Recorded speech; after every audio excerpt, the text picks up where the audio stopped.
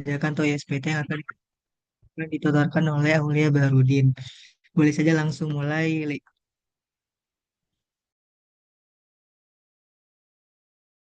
Oke, halo teman-teman semuanya. Makasih udah mau belajar bareng. Oke, jadi sekarang gue bakal ngejelasin, bukan ngejelasin, misalnya kayak bahas bahas modul yang udah dikasih gitu kan.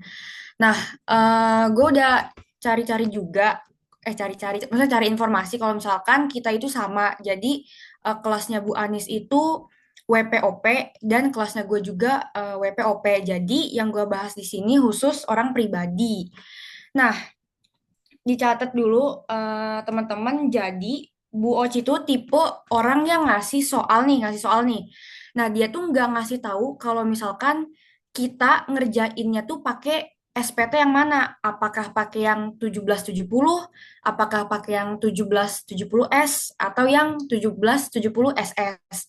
Nah, jadi sebelum kalian belajar SPT-nya, kalian harus tahu dulu perbedaan si SPT-SPT ini. Nah, yang pertama, kalau misalkan formulir SPT 1770 SS itu buat WPOP yang penghasilannya kurang atau setara sebesar 60 juta per tahun. Dan juga biasanya cuma dari satu pemberi kerja. Nah, kalau yang cuma S doang, S-nya 1, 1770S, itu WPOP yang penghasilannya lebih dari 60 juta setiap tahunnya. Oke, dan juga biasanya si WPOP ini dia tuh dari pemberi kerjanya tuh lebih dari satu gitu. Nah, habis itu yang 1770 yang gak ada S-nya itu buat WPOP dengan status sebagai pemilik bisnis dan pekerja yang memiliki keahlian tertentu atau pekerja lepas. Jadi selain dia punya profesi, dia juga punya usaha. Nah, biasanya di 1770 ini dia tuh ada laporan keuangan dan koreksi fiskal kayak gitu. Nah, gue bakal bahas 3 modul di sini. Yang pertama, gue izin share screen ya.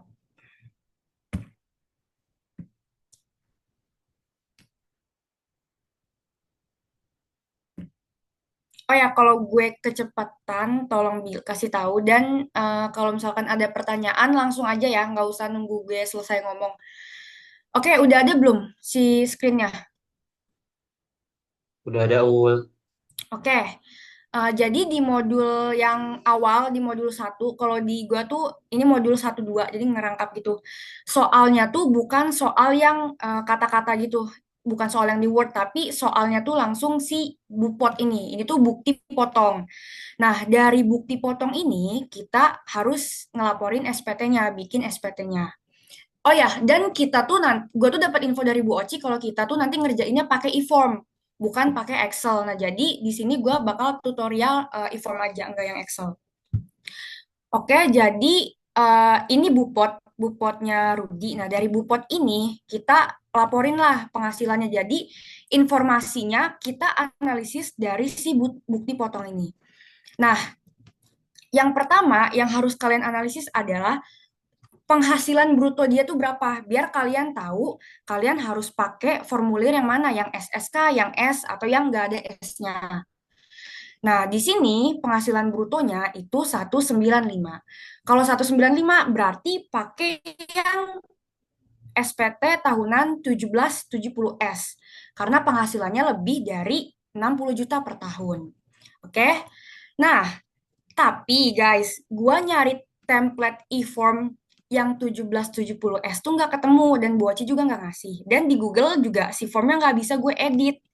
Jadi gue di sini bakal pakai form yang ada aja nih, yang 1770 gue cuma punya ini. Tapi secara overall tuh tampilannya sama, bedanya si 1770 ini dia ada laporan keuangan kan. Nah, tapi selain selain itunya sama. Nah, jadi harusnya kalian pakai 1770 S ya ntar ya. Ini gue karena nggak ada si yang S-nya itu, jadi gue pakai yang ini. Oke. Nah, sebentar.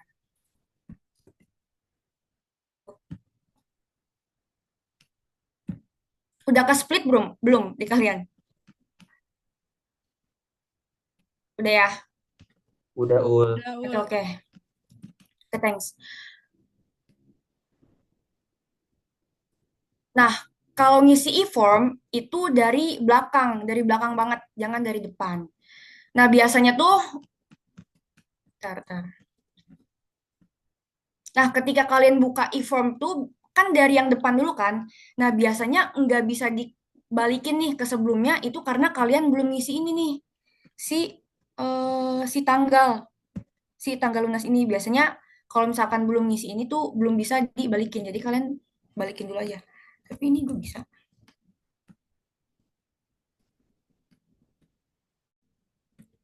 Kayak kita dari belakang. Nah, yang lampiran belakang ini harta pada akhir tahun. Nah, karena di sini informasinya cuma bupot doang, ini kayaknya nggak usah diisi nih, karena ya emang nggak ada informasinya. Harta, kewajiban, daftar anggota keluarga nggak usah diisi.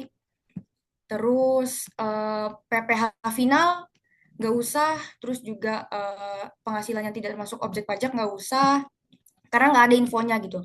Nah, ini kan bupot kan, artinya nih cara baca bupot tuh gini. Ini penghasilan dia selama setahun nih, masa 1 sampai Desember. Nah, PPh satu yang terutang setahun ini dia 12,19 juta ini. Nah, si 12,1 ini itu udah dipotong langsung sama si pemberi kerja gitu. Jadi, bukti potong ini dimasukin ke ini bagian A daftar pemotongan pemungutan oleh pihak lain. Ini dimasukin. Nah, kalau nggak tahu, ini gue udah masukin duluan biar cepet. Tapi kalau kalian, ini caranya gini, tambah, terus masukin nih, PT Sagu. Nah, terus ini isi NPWP-nya, nomornya berapa, nomornya yang ini. Nah, nomornya yang ini, NPWP-nya yang ini, terus pilihnya pasal-pasal 21, tanggalnya, tanggalnya yang ini. Nah, ditulis ininya berapa, kayak gitu. Nah, kalau misalkan kalian salah mau ngehapus ini nih, data kedua hapus. Nah, kayak gitu. Nah, kalian isi nih ya bukti potongnya, jangan sampai nggak diisi. Habis itu lanjut. Nah, ini yang laporan keuangan. Enggak ya, karena sebenarnya kita 1770S dan juga dia nggak melakukan usaha gitu. Nah, habis itu penghasilan neto dalam negeri dari usaha enggak. Oke. Nah, habis itu, nah isi yang bagian ini aja. Karena ini cuma dari satu pemberi kerja, isi yang bagian C aja. Oke.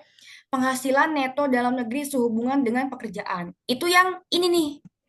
Nah, NPWP sama ya caranya, tambah terus isi NPWP, nama pemberi kerjanya siapa, PT Sagu, penghasilan bruto. Nah, ngambilnya dari yang mana? Yang ini nih. Penghasilan bruto 195. Yang itu ya, diambil. Nah, penghasilan bruto habis itu pengurang penghasilan bruto. Yang mana? Yang ini. Nih, pengurangan biaya jabatan dan iuran pensiun. 6 juta tambah 2,4. Jadi 8,4 juta. Nah, ini otomatis. Otomatis ngurang. Ini dikurang ini otomatis keluar segini. Kayak gitu. Nah, habis itu udah yang depan ini keisi otomatis. Jadi kalau kalian benar ngisi yang belakang ya, yang depan juga benar. Nah, di sini kan cuma satu pemberi kerja. Make sure ini sama nih. Di sini PPh terutangnya berapa? 12,1. Di sini berapa? 12,1. Berarti udah ya benar. Nah, PPh yang harus dibayar sendiri itu nol. Kenapa? Karena si 12,190 ini itu udah dipotong duluan. Jadi pada akhir tahun dia ininya nihil, nol. Oke. Dan nih, soal satu beres. Di sini ada yang mau tanyain dulu nggak? Gak ada ul Gue aman. ganti soal dulu ya. Apa? Boleh, Dava? Gak ada ul aman. Oke. Wait, gue stop dulu. Gue mau ganti soal.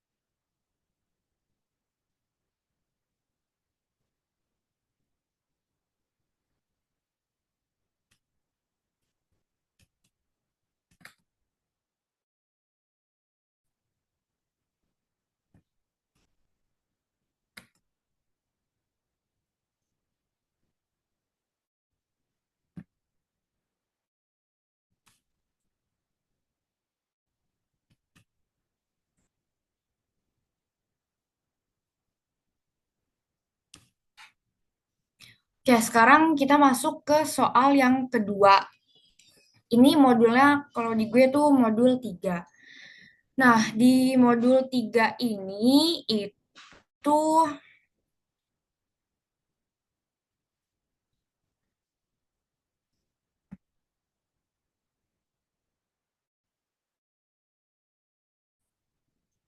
wait, gue ada harus buka Excel dulu. Sebentar ya, tar.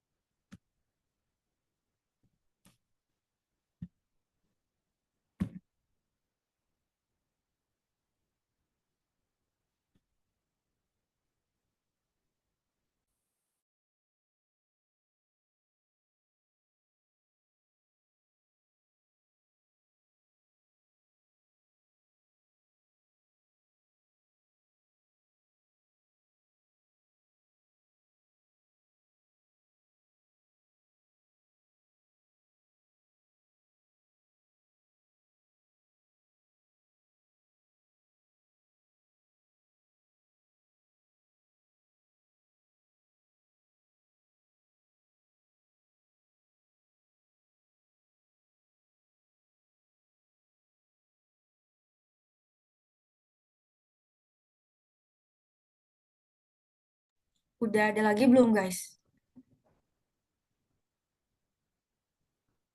Sudah.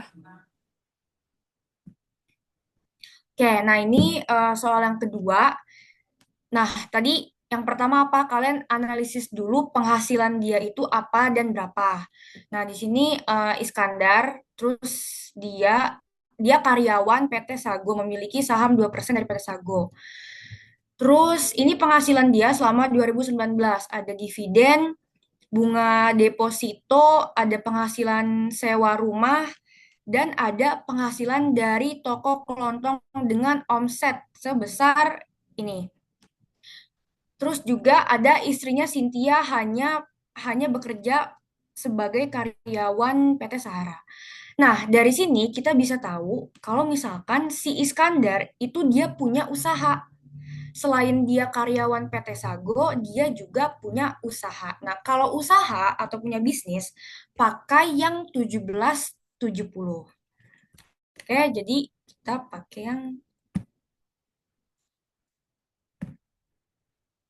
Nah, kita pakai form yang ini, 1770.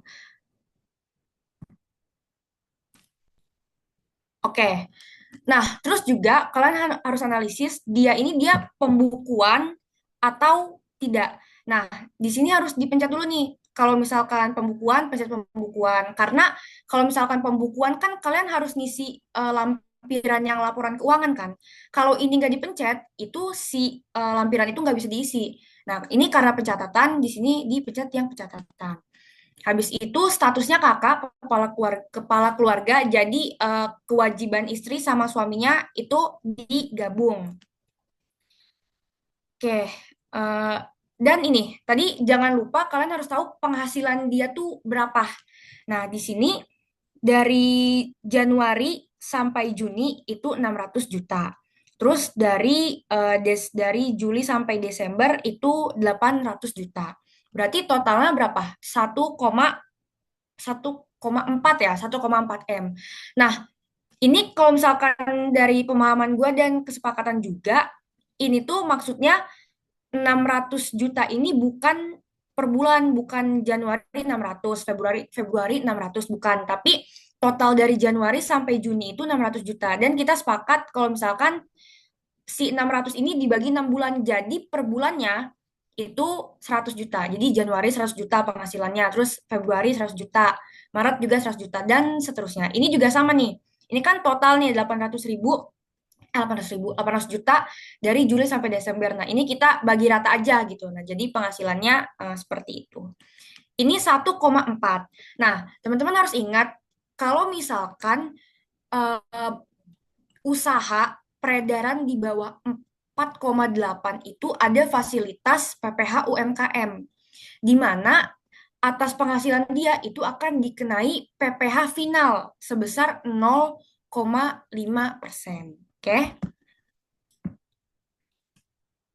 Nah, kita isi dari belakang. Yang pertama, bagian harta.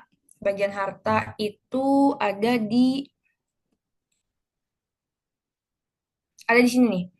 Bagian harta dan hutang, rumah tinggal, mobil Innova, terus ada saham, ada deposito. Ini dimasukin ke sini. Cara masukinnya sama ya, tambah terus jenis ini hartanya apa gitu, misalkan giro. Nah, terus nama hartanya apa kayak gitu. Nah, ini udah gua isi, harta bergerak lainnya itu rumah harta bergerak. Sorry, sorry, ini harusnya harta tidak bergerak ini.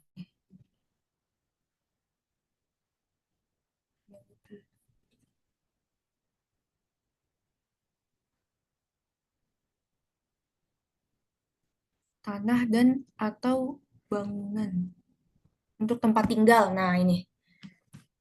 Ya, jadi jangan lupa kategorinya apa, namanya apa, tahun perolehannya jangan lupa ditulis ya. Habis itu harga perolehannya berapa seperti itu. Ini keterangan keterangan nih nggak perlu juga sih. Ya kalau ada keterangan ya tambahin. Nah, habis itu bagian B kewajiban atau hutang pada akhir tahun. Ada nggak di sini datanya nih? Ada nih. Hutang leasing kepada PT FIF 2019.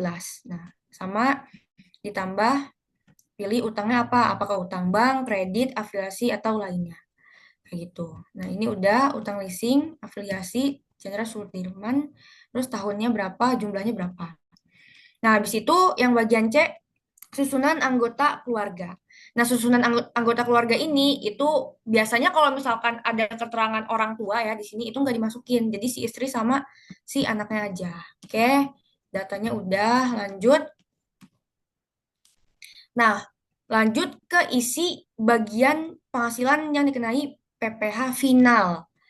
Nah, di sini kita lihat. Oke, yang pertama itu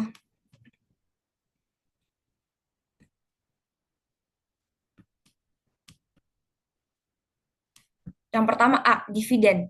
Nah, dividen ini itu kalau misalkan gini, ini kan kalian juga harus aware dulu. Ini tuh aware, perhatikan. Ini tuh tahun soalnya tuh tahun berapa gitu kan. Nah, kebetulan di soal ini tuh tahun 2018. Berarti gunakanlah undang-undang sebelum undang-undang HPP. Nah, kalau misalkan di sebelum undang-undang HPP di apa sih PPh nomor 36 itu si dividen orang pribadi ini itu tanpa ada syarat kepemilikan, tanpa ada syarat itu dia memang dikenai PPh dan PPh-nya tuh final sebesar 10%. Nah, kalau misalkan setelah undang-undang HPP 2021 ke atas atau 2022 lah. Nah, 2022 itu apakah dividen dikenakan pajak apakah dividen itu merupakan objek pajak atau enggak itu ada syaratnya. Nah, kalau misalkan semenjak UU HPP ini ada PMK-nya nomor 18 tahun 2021. Nah, kalau misalkan dividennya dari dalam negeri nih, untuk WP itu dikecualikan dari objek pajak dengan syarat seluruh dividennya harus diinvestasikan ke wilayah NKRI. Nah, kalau misalkan dividennya dari luar negeri, untuk wajib pajak OP itu ada dibagi dua lagi. Kalau misalkan si sahamnya diperdagangkan di bursa efek, itu dikecualikan dari PPh sebesar jumlah dividen yang diinvestasikan. Nah, kalau misalkan yang diinvestasikannya sebagian, yang nggak diinvestasikannya ini itu dikenai PPh. Nah, terus kalau misalkan sahamnya tidak diperdagangkan di bursa efek, itu harus diinvestasikan minimal 30%, ada syaratnya. Kalau misalkan tidak memenuhi 30% ini, bagian yang diinvestasikan dikecualikan dari PPh. Jadi hingga selisih 30% itu dia nggak kena PPh, walaupun dia nggak investasiinnya di bawah 30% ini gitu ya. Jadi karena ini tahun 2018 si WPOP tanpa syarat apapun dia dividen itu masih kena pajak tapi final 10% kayak gitu. Mana tadi? Yap. Nah, ini jadi ini dividen masuk ke sini. Dividen nomor 14 dividen berapa? 250 Dan oh ya, ini tuh kalian hitung sendiri ya, dia nggak otomatis keisi. Jadi 250 kali 10%. Jadi kalian juga harus ngehafalin sih tarifnya. Oke. Habis itu B, bunga deposito. Nah, bunga deposito juga udah jelas ya nih PPh pasal 4 ayat 2 berarti final. Bunga deposito yang ini, yang atas. Nomor 1,2, tarifnya berapa? Berapa sih tarifnya? 20%. Nah, habis itu penghasilan sewa rumah. Nah, sewa sewa rumah itu hmm, ya, sewa rumah itu dia final. Nah, di sini. Sewa atas tanah dan bangunan 50 juta, tarifnya berapa? 10%, kayak gitu. Nah, habis itu, nah ini, kan ada penghasilan istri kan. Nah, kalau misalkan penghasilan istrinya dari satu pemberi kerja doang, berarti dia final, boleh. Tapi kalau misalkan enggak lebih dari satu pemberi kerja, dia enggak final. Karena ini hanya satu pemberi kerja, berarti si istrinya itu final nih. Penghasilan istri dari satu pemberi kerja. Nah, taunya dari mana? Jadi di soalnya itu juga dilampirin bupot, ada bukti potong. Nah, kalian kalau ada soal bukti potong tapi file misal jangan diabain, itu nyambung ke tugasnya. Nah, ini bupotnya Ibu Ibu Cinta. Wait. Nah, penghasilan istri dari satu pemberi kerja. Ini bupotnya istrinya, penghasilannya berapa? Itu pakai bruto nih, 130. Habis itu PPh-nya yang udah dipotong tuh berapa? PPh terutang. Mas nih, PPh terutang. PPh terutang. Nah, ini 5 juta, 5,1 juta. Ini ya. Nah, oke. Nah, udah nih beres. Yang ini semua udah masuk kan, kecuali yang penghasilan ini belum kita masukin. Nah, tadi yang udah gue bilang, karena dia omset usahanya kurang dari 4,8 juta, which is cuma 1,4 M, itu dia final. Nah, kalian isinya di sini nih, PP 46 garis miring 23. Nah, pencet.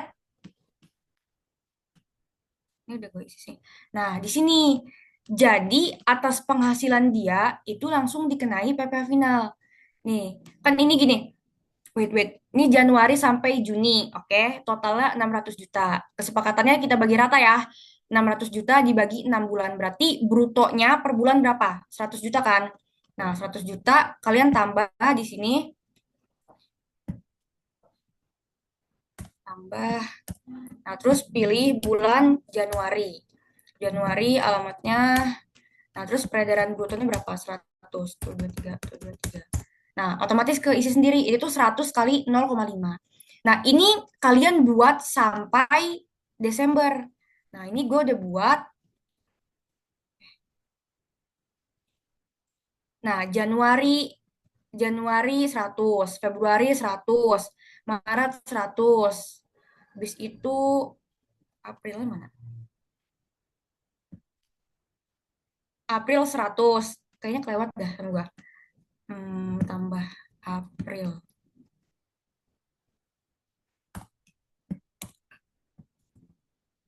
April 100. April 100, Mei 100, Mei, Juni 100. Nah, habis itu Juli sampai Desember itu kan 800 kan? 800 dibagi 6, berarti per bulannya 150. Juli, Agustus, eh, Juli. Oh iya, ini harusnya 150 nih. 150. 150, 150, 150. Ini 1, 2. Kita hapus data kedua dulu. Terus tambah. Tadi yang Juli 150 ya? Juli.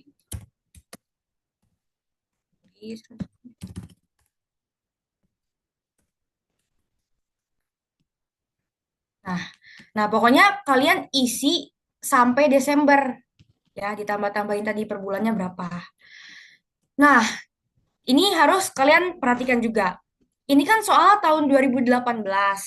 Nah, di tahun sekarang semenjak ada apa namanya? ada PP 55 tahun 2000. Nah, semenjak PP 55 tahun 2022 itu ada PTKP untuk ini atau penghasilan tidak kena pajak. Jadi sampai dengan 500 juta dia tuh nggak dikenain pajak. Dikenain pajaknya ketika si brutonya itu udah lebih dari 500 juta. Nih kayak gini, Januari kan dia belum 500 juta kan, masih 70 berarti nol. Februari 0, Maret 0, April 0, Mei 0. Nah, Juni ini dia udah lebih dari 500 juta, baru Juninya dikenain. Nah, nanti di e-formnya kalau misalkan si tahun pajaknya itu 2022 ke atas, 2002 ya, 2021 ke atas, itu nanti ya udah kalian isi bulan sesuai yang emang udah dikenain pajak aja. Misalkan gini, ini kan Januari sampai Juni 600, berarti dia Januari, Februari, Maret, April, Mei. Cuma sampai Mei doang kan? Sampai Mei dia 500 juta. Nah, berarti dari Januari sampai sampai Mei itu enggak dikenain PPh karena dia masih 500 juta. Nah, nanti yang Jan 2, 3, 4, 5, 6, 7. Yang Januarinya hapus aja. Januari hapus.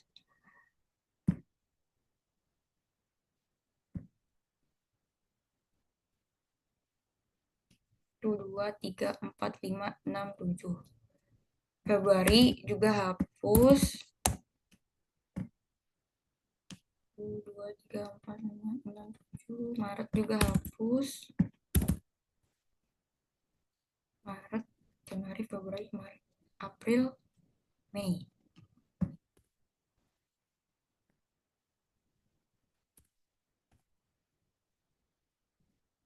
Nah, ya udah karena dari Januari sampai Mei penghasilan dia belum lebih dari 500 juta, berarti yang Januari sampai Mei-nya nggak usah kalian masukin kayak gitu. Jadinya dari Juni sampai Desember aja, oke? Nah, ini nggak gue ubah lagi ya. Nanti nanti kalian tambahin lagi aja sini. Nah, selanjutnya.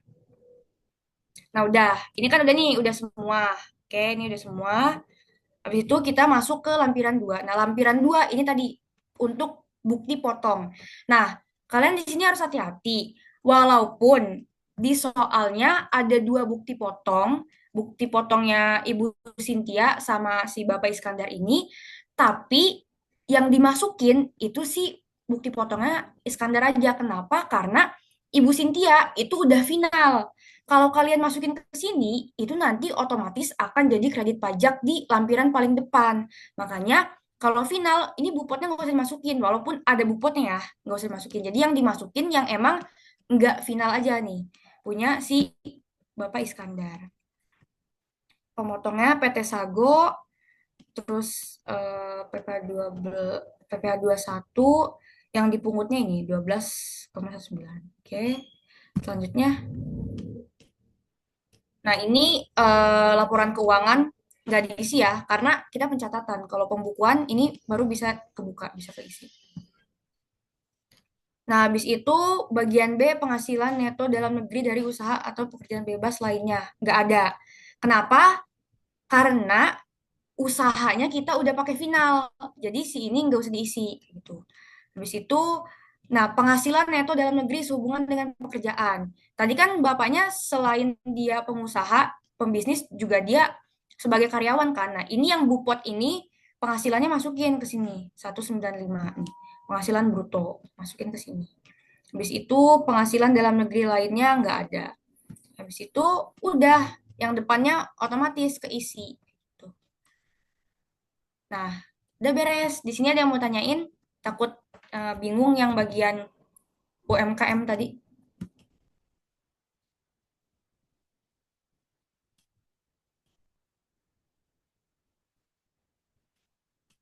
Yol, apakah ada yang ingin bertanya?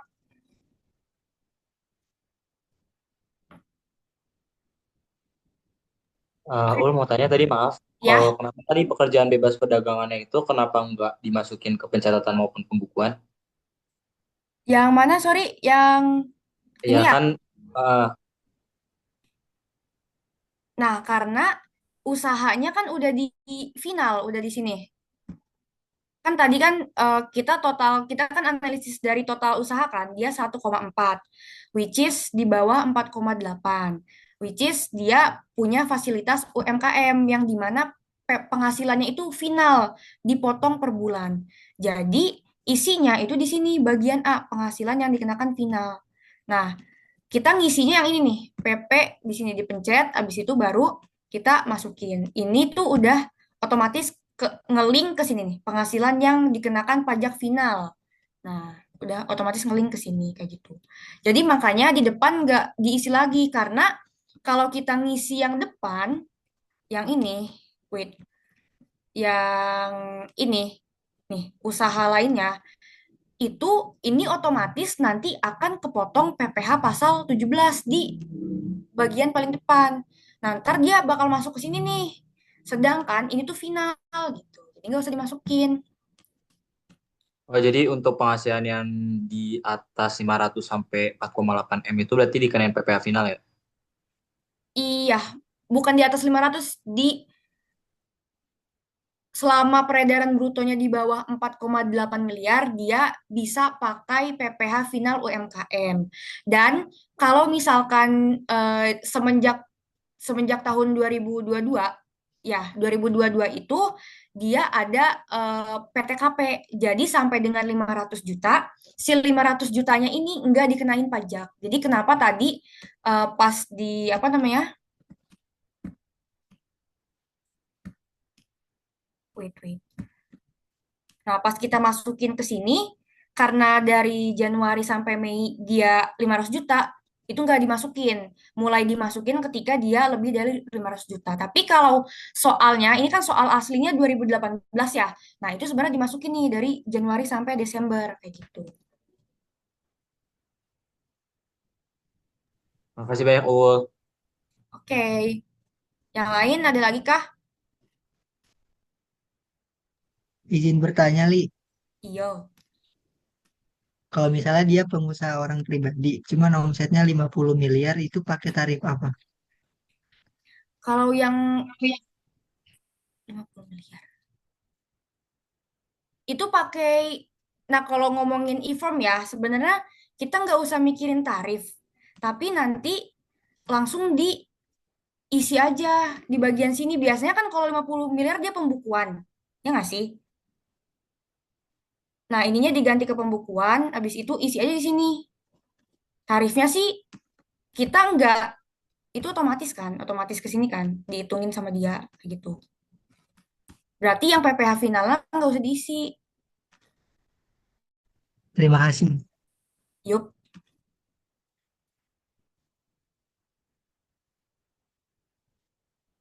Soalnya kalau di atas 50 miliar kan berarti kan di atas 4,5 kan. Kalau di atas 4,5 tuh dia 4,5, 4,8 dia nggak bisa pakai si fasilitas itu gitu.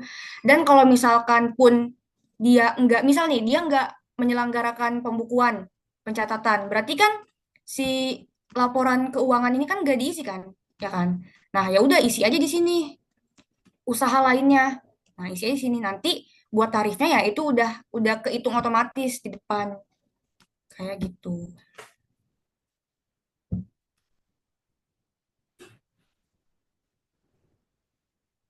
Oke, ada lagi kah?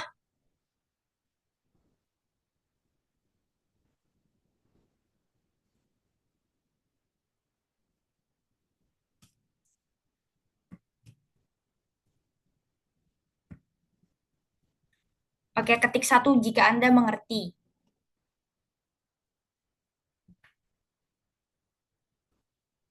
Ul mau nanya dong Ul, Ya, kalau misalnya istrinya dari dua pemberi kerja itu nanti diisinya di mana Ul? nah kalau misalkan istrinya dari dua pemberi kerja, berarti kan dia nggak boleh dikenain final kan? Nah itu digabungin sama suami dan tergantung jenis si istrinya apa. Misalkan kalau misalkan dia pekerja bebas ya isi aja di sini nih pekerja bebas. Kalau misalkan dia dipotong PPh satu isi aja di sini gitu. Jadi kayak seolah-olah itu penghasilan suaminya. Jadi lu isi aja di kolom-kolom sini sesuai dengan kategori penghasilan dia apa. Kalau misalkan dia usaha juga, misal pembukuan usaha, terus si suami punya usaha juga. Nih peredaran usahanya digabungin, punya suami dimasukin ke sini, punya istri juga dimasukin ke sini, kayak gitu. Jadi pokoknya digabungin, ntar si bupot istrinya juga masuk ke suami. Kalau kakak ya, kalau enggak kakak, nanti ada contohnya. Oke, makasih Ul.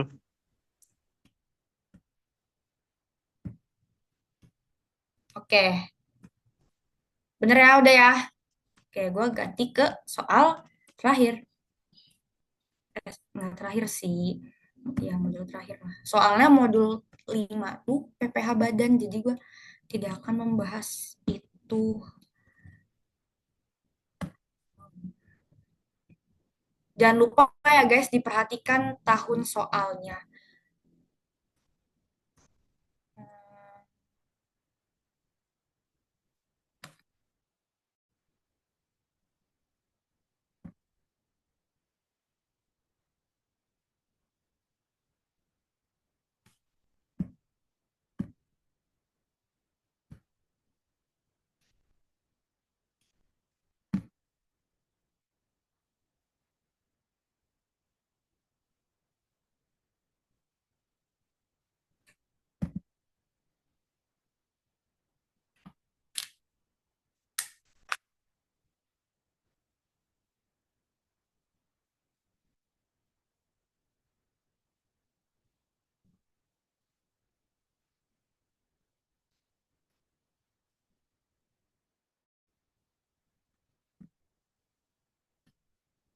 Oke, sekarang kita masuk ke soal yang ketiga.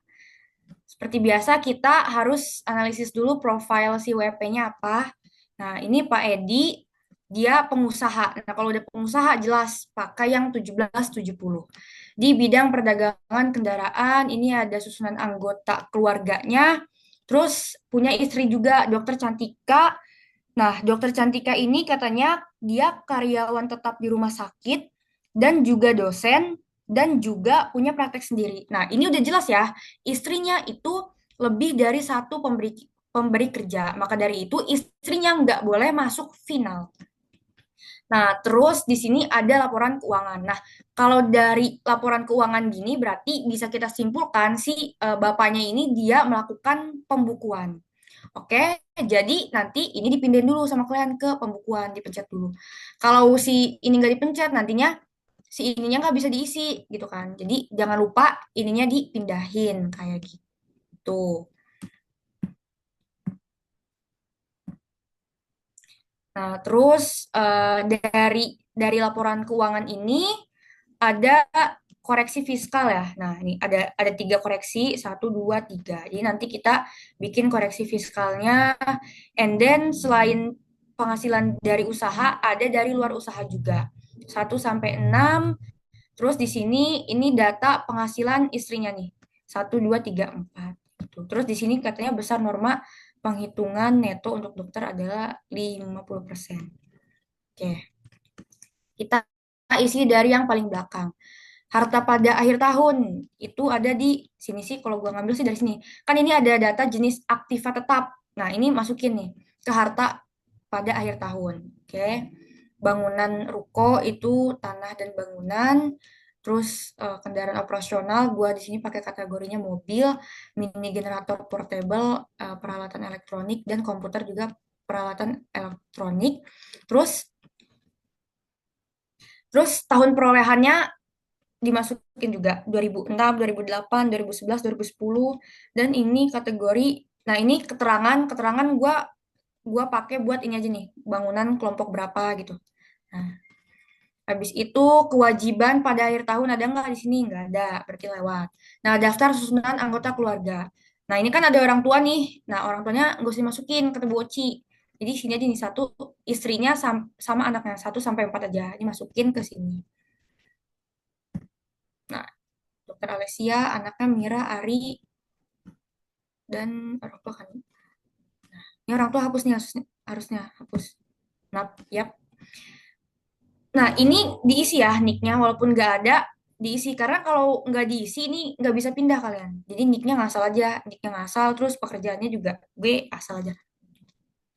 Nah, selanjutnya, oh ya, Ini si formnya nggak bisa diganti ya si tahun ini nih. Jadi kayak ya udahlah. Ini juga kayak Rudy gitu, tapi ininya Pak Edi karena gue nggak tahu nih nggak bisa diganti. Oke, lanjut. Nah, habis itu kita isi penghasilan yang dikenai pajak final. Oke. Kalau final, kalian nggak usah ngeliat ke sini ya, karena ini pasti usaha nggak final. Kenapa? Karena nih lihat pendapatan brutonya 5 miliar, berarti udah lebih dari 4,8 miliar. Berarti dia udah nggak bisa memanfaatkan fasilitas UMKM yang 0,5% per bulan. Berarti ini udah fix ya, ini udah nggak final. Habis itu kita analisis dari sini. Pertama, investasi surat berharga, obligasi. Katanya obligasinya bunganya 8 juta, terus udah dipotong PPh pasal 23. Nah, kalian di sini harus hati-hati. Ini tuh sebenarnya soalnya salah. Kenapa? Obligasi itu dia masuknya ke final, bukan PPh 23. Oke, jadi ini nih salah. Ini gue masukin ke PPh final. Obligasi mana? Nah ini, bunga atau diskonto obligasi. 8 juta, tarifnya 10%. Jadi final ya. Nah, habis itu sewa kendaraan minibus dipotong PPh pasal 23. Nah, ini bukan final ya. Kalau yang final itu sewa bangunan. Kalau sewa kendaraan dia nggak final atau dipotong PPh 23. Nah, terus pelatihan kepada manajemen bla bla bla dipotong PPh 21 sebesar 125. Ini bukan final. Oke? Oh ya, yang udah gue masukin akan gue tandai. Ini tadi udah kita masukin kan yang satu, udah. Nah, habis itu simpanan dalam bentuk deposito. Nah, ini jelas kan PPh pasal 4 ayat 2 ini final. Deposito final kita masukin di paling atas. Deposito 4,8 tarifnya berapa? 20%. Nah, habis itu ini udah masukin. Habis itu hadiah undian. Hadiah undian ini juga dikasih tahu nih PPh pasal 4 ayat 2. Ini final. Di sini nih, nomor 4 hadiah undian 300 juta, tarifnya 25%. Ini kalian ntar bawa kalkulator ya, soalnya ini nggak otomatis keisi. Nah, habis itu yang nomor 6 diterima pembagian laba dari CV. Nah, kalau pembagian laba dari CV itu bukan final, bukan bukan PPh 212223, enggak, tapi dia bukan objek pajak. Nah, masukinnya ke bagian B, penghasilan yang tidak termasuk objek pajak. Bagian laba anggota. Nah, ini 20 juta. Jadi dia bukan objek pajak. Kenapa? Karena CV sama si pemiliknya itu dia satu kesatuan. Jadi kalau misalkan dibagiin laba, itu nggak jadi objek pajak lagi buat si penerimanya. Kayak gitu. Nah, ini yang final. Ini udah kita masukin. Final udah, objek pajak udah. Ini apa? Penghasilan istri suami. Ini enggak, ini khusus PHMT ya. Nggak bisa diisi juga tuh. Nah, habis itu selanjutnya. Nah, bukti potong. Bukti potong jangan lupa masukin. Bukti potongnya karena di sini ada istri dan bapaknya dan istrinya enggak final, bukti potong punya si istrinya dimasukin. Oke? Yang pertama tadi ini nih, sewa kendaraan. Pokoknya nih guys, kalau misalkan ada bacaan PPh 23, 21, 22, itu udah pasti enggak final dan ada bukti potong. Kecuali ini nomor satu ya, ini nomor satu salah aja gitu. Nah, ini masukin travel travel apa sih travel Rama 240. Ini langsung PPh yang dipungutnya berapa nih? 240. Habis itu pelatihan manajemen dipotong PPh 21. Bank Mandiri PPh 21 125. Terus punya istri jangan lupa. Nah, punya istrinya yang pertama penghasilan dari karyawati PPh 21. Nah, ini tuh sebenarnya yang dipotong ya, yang dipotong. Udah dipotong. Nah, habis itu nih rumah sakit nih, rumah sakit kasih 14,3. Habis itu imbalan jasa berupa honorarium PPh 21 telah dipotong. Nah, ini juga masukin. Mana? Yayasan Peduli Bangsa. Nah, ini and then yang terakhir itu oh ya ini belum nih. Honorarium sebagai dosen tidak tetap Universitas NKL 30 juta. 30 juta ininya 750.000. Oke. Udah. Nah, sekarang kita masuk ke laporan keuangan. Tadi ya, karena dia nggak menyelenggarakan, karena dia menyelenggarakan pembukuan, ini harus diisi. Nah, pertama, peredaran usaha. Peredaran usaha dari mana? Dari sini nih. Nah, yang ini, 5 miliar. Oke.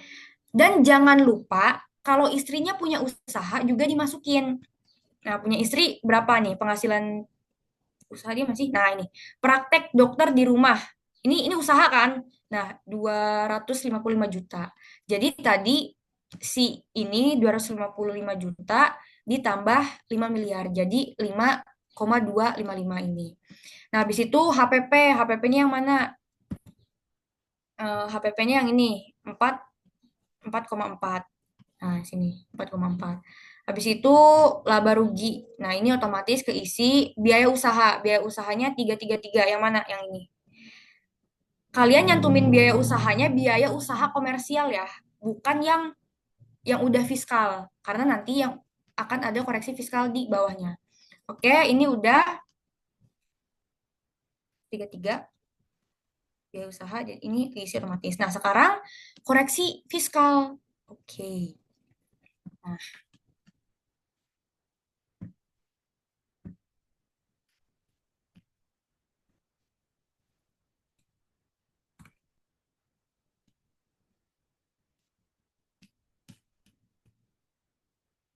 Nah, sini gue buat perhitungan sendiri karena biar enak aja. Oke, yang pertama, ini katanya dalam pengeluaran biaya listrik ada untuk keperluan rumah pribadi 12. Ini koreksi. Jadi biaya listrik, ini kan biaya listrik tadinya 54,8. 54,8 kita koreksi positif. Berarti kan si 12-nya harus kita keluarkan kan. Berarti expense-nya akan lebih kecil, maka dari itu dia masuk ke positif. Nah, habis itu apalagi? Nah, biaya penyusutan. Di sini kan ada tabel nih, tabel keterangan aktiva tetap, terus harga perolehannya berapa. Nah, biasanya kalau ada tabel gini, kalian hitung ulang. Karena biasanya ada koreksi gitu kan. Nah, ini gue tulis ulang. Yang pertama, bangunan ruko itu tahun perolehannya 2006. Dan sedangkan sekarang itu udah tahun 2022 kan. Nah, apakah masih bisa disusutkan? Bangunan ruko nih, bangunan itu berapa tahun? Bangunan 20 tahun. Nah, 20 tahun berarti masih bisa disusutkan kan? Nah, 20 tahun. Kok kan nggak bisa dipencet gini ya? Jadi deh. Wait, guys. Nah, bangunan ruko, terus perolehannya tahun 2026, berarti masih bisa ya, masih cukup untuk disusutkan. Nilai perolehannya ini 780, masa manfaatnya 20, tarifnya itu 5%. Nah, terserah kalian nih, kalian mau ngehafalin, aduh ngelek kan, Excel gua. Nah, kalian mau ngehafalin si tahunnya atau si tarifnya? Kalau misalkan ngehafalin tahunnya, ini kan metodenya straight line ya. 780 ini bagi aja nih 20 tahun. Jadi per tahunnya 39. Atau kalau misalkan kalian ngehafalin tarifnya 780 ini dikali 5%. Itu hasilnya sama segini. Nah, habis itu kendaraan operasional. Nilai tahun perolehannya berapa? 2008. Nah, sedangkan sekarang udah 2022. Berarti sedangkan masa manfaatnya 8 tahun. Nah, artinya apa? Artinya masa manfaatnya udah habis, jadi nggak bisa didepresiasi. Terus ini, tahun perolehannya 2018, masa manfaatnya cuma 4 tahun. Berarti kan dia cuma bisa sampai tahun 2015 ya, atau 16 gitu. Nah, sedangkan sekarang tahun 2022, berarti udah nggak bisa didepresiasi. Terus komputer juga, oh my God. Komputer juga ini tahun 2010, terus masa manfaatnya cuma 4 tahun, berarti kan cuma sampai 2014. Berarti dia udah nggak bisa didepresiasi. Nah, berarti total depresiasi yang diperbolehkan di tahun 2022 itu harusnya ini doang nih, yang atas doang. 39 juta. Oke? Jadi biaya penyusutan yang tadinya 64 itu harusnya 39 juta. Berarti koreksinya ini kurang ini. Segini, 25 juta. And then terus yang terakhir itu koreksinya katanya dalam biaya PBB itu termasuk untuk PBB wajib pajak pribadi. Jadi si PBB ini selain buat perusahaan ada buat keperluan pribadi dan itu nggak boleh dimasukin, harus dikoreksi. Jadi 8,6-nya itu kita keluarin. Yang tadinya bebannya 29,2, si 8-nya nggak boleh, berarti positif, berarti yang dibebankan itu cuma 20,6. Nah, jadi ini total koreksi fiskalnya ini 4,5. Nah, itu dimasukin ke sini. Penyesuaian fiskal positif. Ini positif semua kan? Nah, yang pertama biaya yang dibebankan untuk kepentingan pribadi. Yang pribadi mana tadi? Yang ini nih, biaya listrik sama biaya PBB. 12 tambah 8,6. Jadi 20,6. Nah, habis itu biaya penyusutan fiskal. Koreksinya 25 juta. Ada di nih bagian ini selisih penyusutan amortisasi komersial 25 juta. Nah, total koreksinya 46 juta sama kayak gini, ini otomatis kehitung dan ini juga langsung ngeling. Jadi total penghasilan neto fiskalnya itu segini, 564,6. Oke, lanjut. Awal maaf motong mau tanya. Kalau biaya penyusutan itu Ya, koreksinya tuh positif atau negatif sih? nah kalau penyusutannya gini, kalau penyusutannya ternyata lebih kecil, berarti kan dia pengurang penghasilannya lebih kecil kan? Penghasilannya akan lebih besar. Nah, si selisih itu jadi fiskal positif. Eh, apa kebalik gua? Iya benar-benar. Ya kan? Nah, kalau misalkan ternyata fiskalnya lebih besar, berarti kan eh gross profit, si laba bersihnya bakal lebih kecil kan? Nah, itu negatif kayak gitu.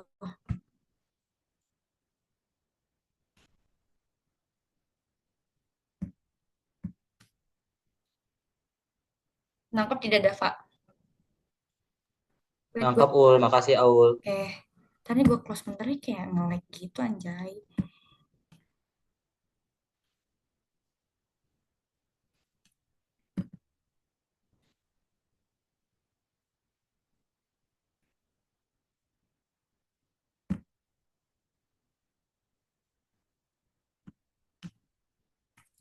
Nah, udah. Oke, kita lanjut. Oh, kok dia kayak loading gini. Nah, ini kan udah kan beres. Selanjutnya, nah bagian B tuh otomatis nggak bisa diisi ya. Kenapa? Karena dia menyelenggarakan pembukuan. Jadi usaha-usaha itu udah di yang tadi. Nah, kalau misalkan dia tidak menyelenggarakan pembukuan dan enggak PPh final, itu usahanya masukin ke sini nih, nomor 5 bagian B. Nah, habis itu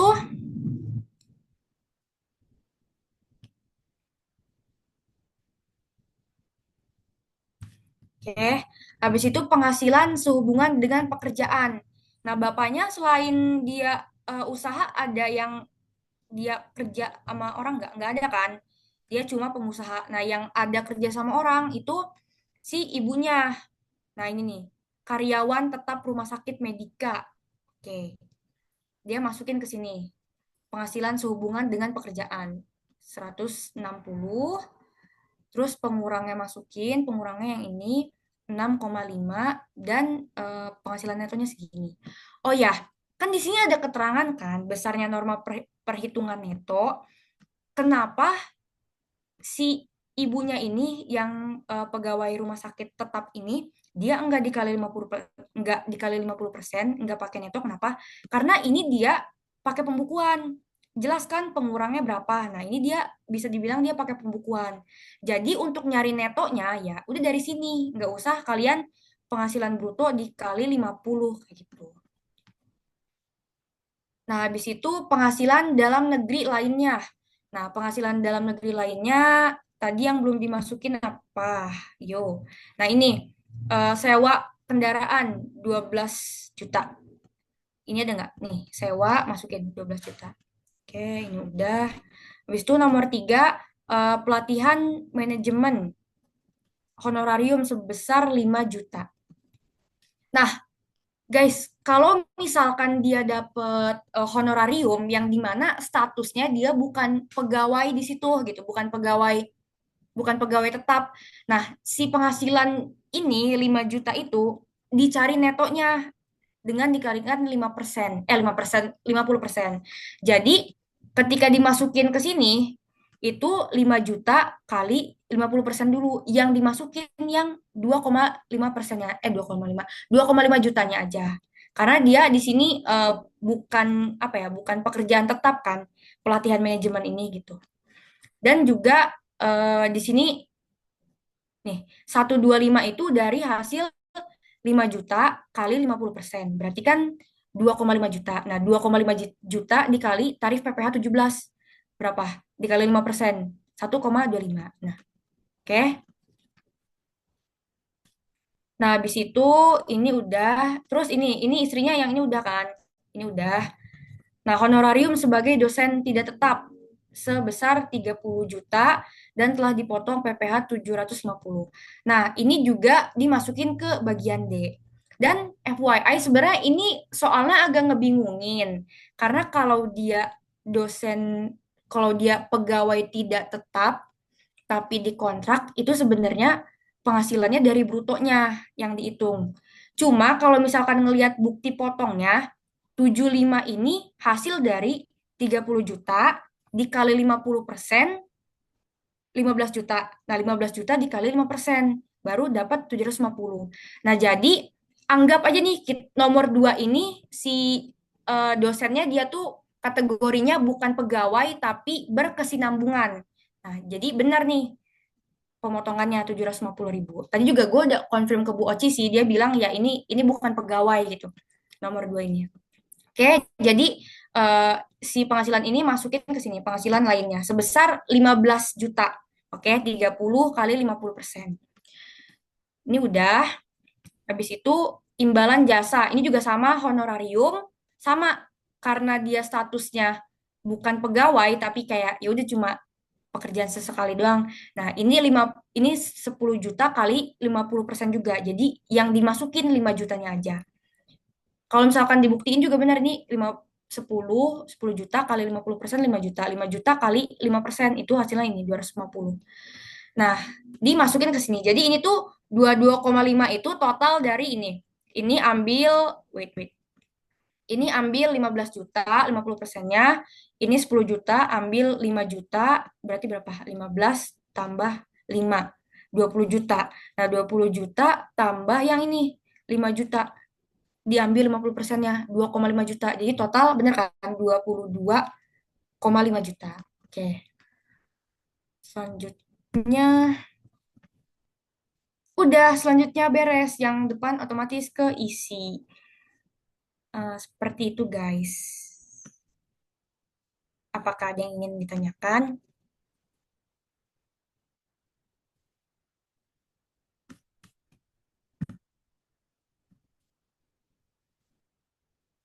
Boleh mungkin dari Akang Teteh kalau ada yang pengen ditanyain sesi tanya jawabnya.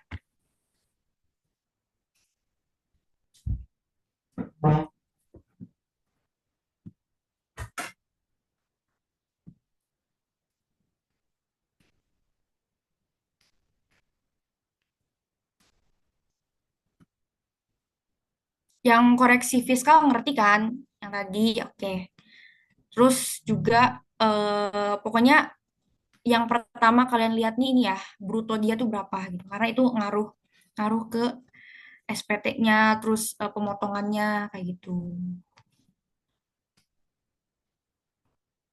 Oke, jika kalian mengerti, tolong beritahu gue. Maaf, Yap, potong lagi mau tanya. ya. Kalau sembako yang 24 juta itu yang di atas biaya listrik, itu kan dikoreksi fiskal atau enggak menurut lu? Sembako tuh enggak, dia natura. Nah, gue tuh mikirnya ini kan sembako kan, Natura yang dibagiin ke seluruh pegawai di kantornya gitu. Jadi kalau dalam bentuk Natura dan dibagikan ke seluruh pegawai kayak ini kan makanan ya, kayak beras apa, nah itu tuh dia boleh dibebankan gitu. Kalau misalnya nggak dibagikan kepada seluruh karyawan, berarti dihitung nggak? Nah, kalau di undang-undangnya sih di situnya terteranya untuk seluruh pegawai kan. Berarti gue bisa ngambil kesimpulan kalau misalkan dia ngasih ke satu dua orang doang itu nggak boleh dibebankan. Berarti harus dikoreksi. Yup, Oh, dikoreksi. oke, makasih banyak Aul. Oke.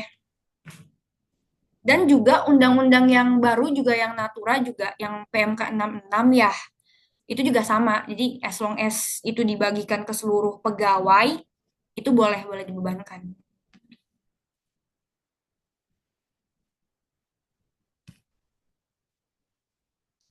Oke, apakah sudah? Sudah ya.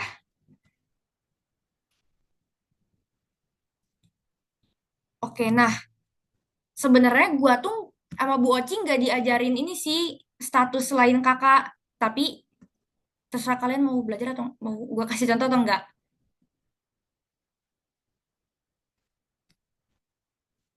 Kalau statusnya bukan kakak.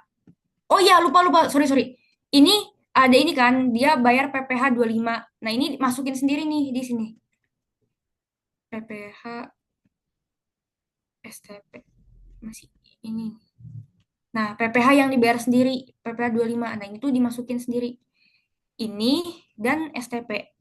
Ini tambah ini masukin sini. Oke.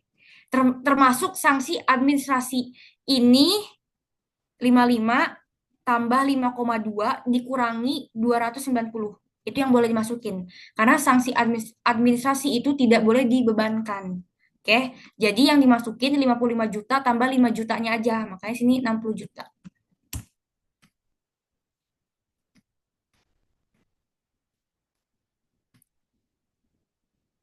Oke, udah. Oke, udah ya. Nah, terus gue mau memberikan contoh, ini kan status kakak kan, kepala keluarga.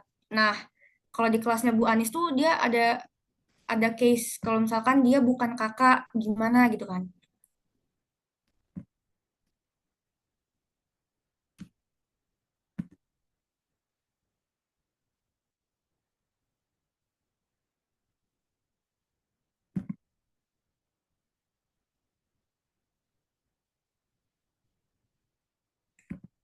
Kok nggak bisa?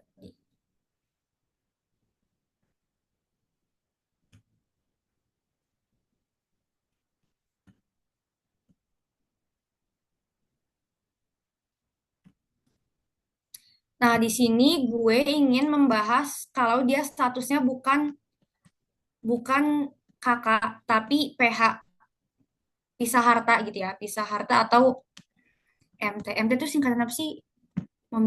Memilih terpisah ya, apa manajemen terpisah gitu. Lupa gue.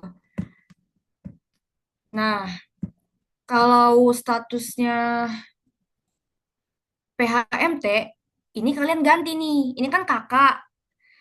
Karena tadi ngaruh ngaruh ke fiturnya. Pokoknya kalian jangan lupa deh, ini dipencet nih, ini dipencet nih, pilih.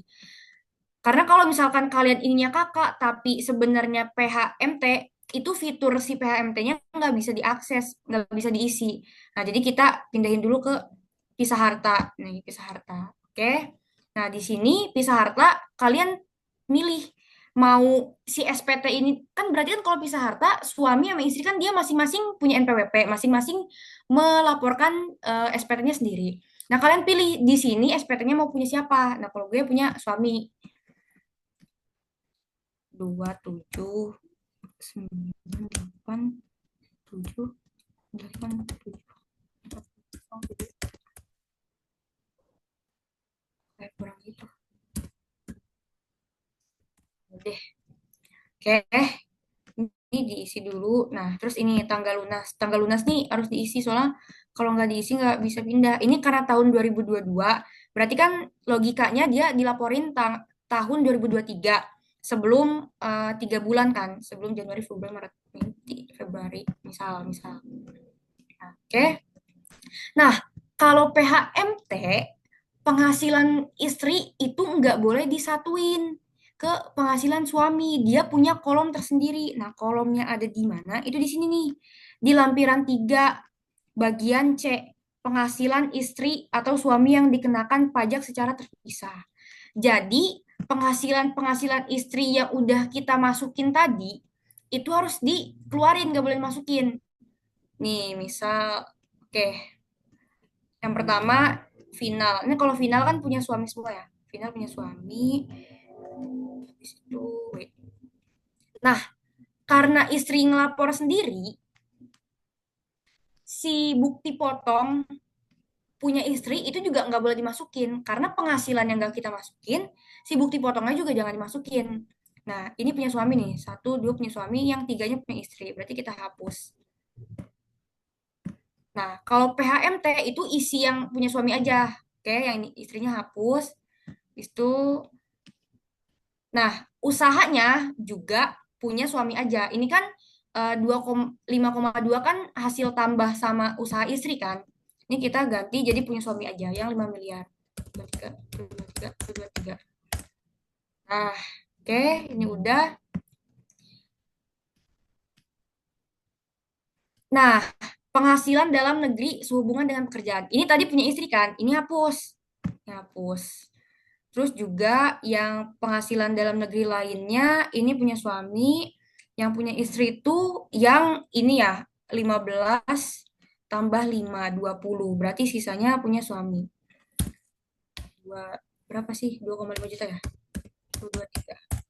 Nah, jadi benar-benar yang emang diisi di sini itu ya penghasilan suami aja. Karena tadi istri itu dia punya kolom sendiri.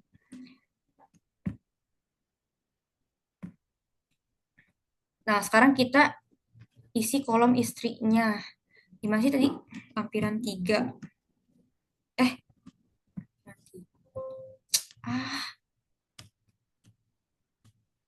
Sorry, ini gue asal pencet aja.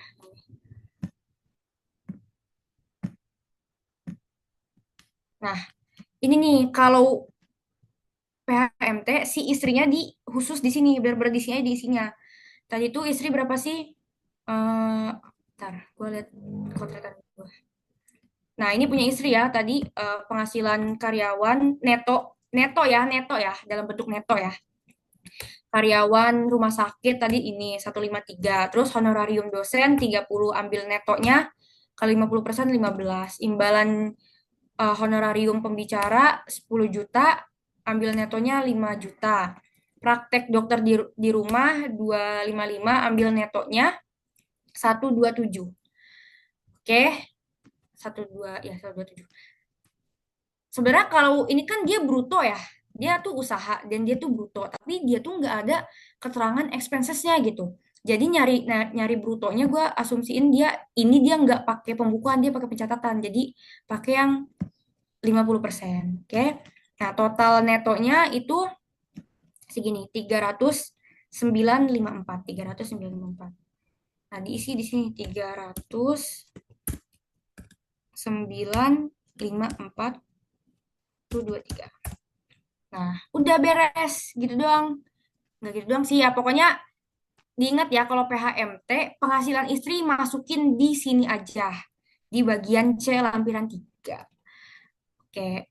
Nah, kalau misalkan ditanya, disuruh hitung berapa sih penghasilan masing-masing terutang, PPh terutang suami sama istri itu ngitungnya kayak gimana? Nah, yang pertama, ini takut ditanya ya, soalnya kemarin di kelas sebelah tuh ada soal begini, gitu kan. Nah, yang pertama kalian ini penghasilan neto. Penghasilan neto suami yang usaha berapa? 312. 312 itu dari sini. Dari laporan keuangan. Nah, yang usaha ini nih, 312. Yang dimasukin ke sini yang udah dikoreksi fiskal ya. Jadi 31,2. Terus aduh ribetnya. 1,2, habis itu usaha istrinya tadi 1275. dari sini. Habis itu penghasilan neto sehubungan dengan pekerjaan, suami nggak ada, istri ada, yang tadi, yang di rumah sakit. Terus penghasilan lainnya ini 14 juta. 14 juta itu dari yang sewa.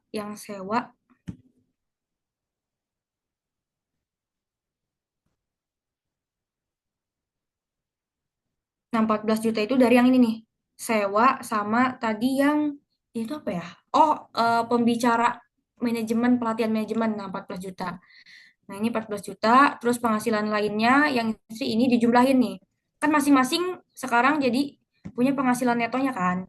Nah, neto suami berapa, neto istri berapa. Nah, ini ditambahin jumlah penghasilan neto suami istri. Ini tambah ini, jadi 628. Nah, habis itu 628 kita cari PKP-nya atau penghasilan kena pajak dikurangi PTKP. Nah, kalau PHMT itu PTKP-nya ada ini KI. Jadi selain kawin tapi ada I itu istri. Nah, istri itu berapa? Jadi gini, perhitungan PTKP-nya. Untuk suami 54 juta, untuk istri juga 54 juta. Untuk status kawin 4,5 dan tanggungannya 3. Jadi 4,5 kali 4. Ini tuh K dengan tanggungan 3 ya. 4,5 kali 4. Nah, habis itu PTKP-nya ini dikurang ini jadi 502 ini. Nah, seperti biasa ngitung PPh ya. Kayak biasa tarif progresif. Nah, udah kan? Nah, ini total PPh-nya segini. Ini tuh PPh gabungan. Nah, terus kalau misalkan mau tahu PPh suami berapa, PPh istri berapa, itu gini. Ini yang suami. Penghasilan suami per total penghasilan dikali PPh terutang. Tuh. Nah, kalau yang istri juga sama. Penghasilan istri per total penghasilan dikali PPh yang terutang. Nah, udah beres guys kayak gitu kalau yang PHMT. Kalau di sininya sih lebih simple sih kayak ya udah kalian tinggal ngisi bagian yang istrinya aja. Toh perhitungannya ke sini-sininya udah kalian ini nggak usah ngitung. Udah guys, apakah ada yang ingin bertanya? Ul, mau nanya dong. Ya, Itu lampiran PHMT-nya nggak diisi, Ul? Di e-formnya. nggak ada. Itu di Oh ini ya. bagian, iya. Nah diisi, anjir gue lupa. Oh ini udah isi otomatis gak sih? Oh ini diisi. Oh ternyata ada. Sorry gue nggak lihat. Coba ya kita isi ya. Ini kan udah datanya nih. Thanks Ramadi. Penghasilan dari usaha. Oh ya guys, diisinya 127.500 Nah, penghasilan sehubungan dengan pekerjaan 153.454 Penghasilan neto dalam negeri lainnya 20 juta. 123. Nah, ini neto luar negeri nggak ada, zakat nggak ada. Udah ya. Ini apa?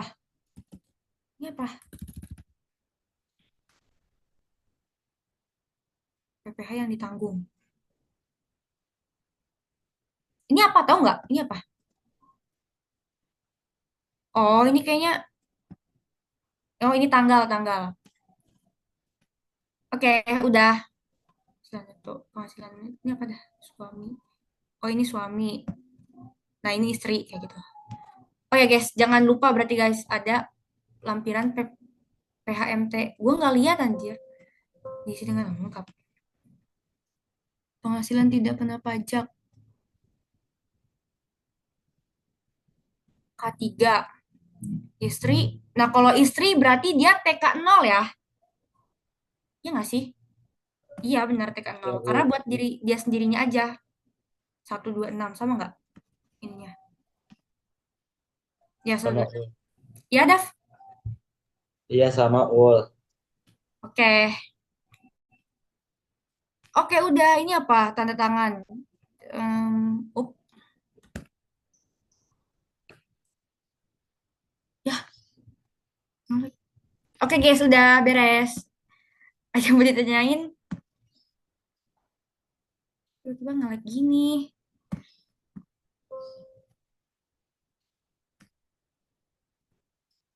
Apakah ada yang ingin ditanyakan, guys? Ya, apa dah?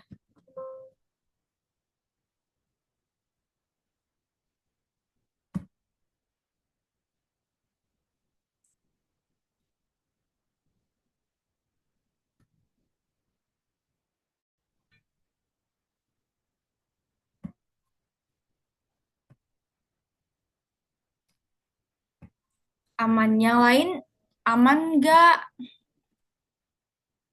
Kasih tahu dong ke gue kalau misalkan kalian udah ngerti.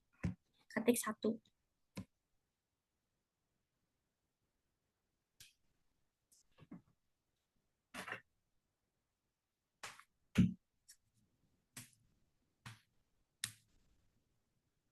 Oke, berarti Astornya udah beres.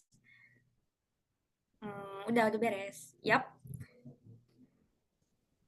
Oke, makasih Tiaul atas pemaparan materinya sore hari ini. Nah, Akang Teteh sehubung dengan berakhirnya Astor hari ini, dan kita udah di penghujung acara, aku boleh minta tolong Akang Teteh buat on cam nggak untuk dokumentasi?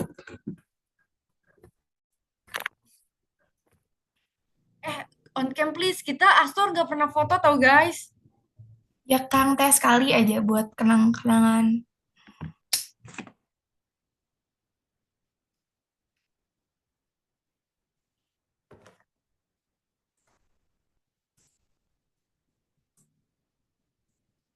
Anjay, ada Haris sama Yada. Kok di situ dia?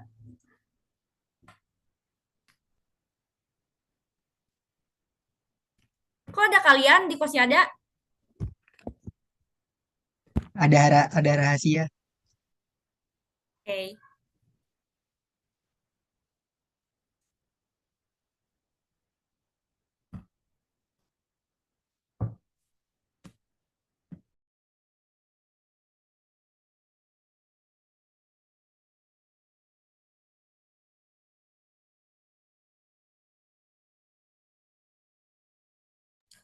Ini masih ada lagi kah yang ingin on cam? Ditunggu 30 detik lagi.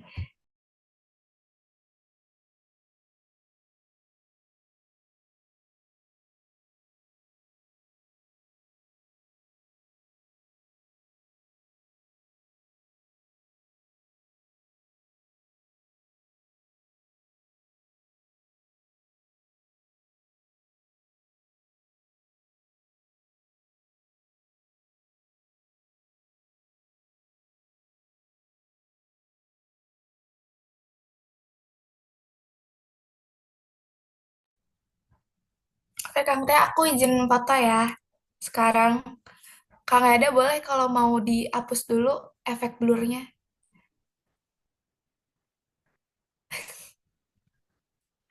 Oke, 3, 2, tuh. Oh, Teh Agnia on cam. Lagi. 3, 2, Ayo in frame dulu. 3, 2, tuh. Terakhir. 3, 2, tuh. Udah. Makasih ya Kang Teteh. Oke, sekali lagi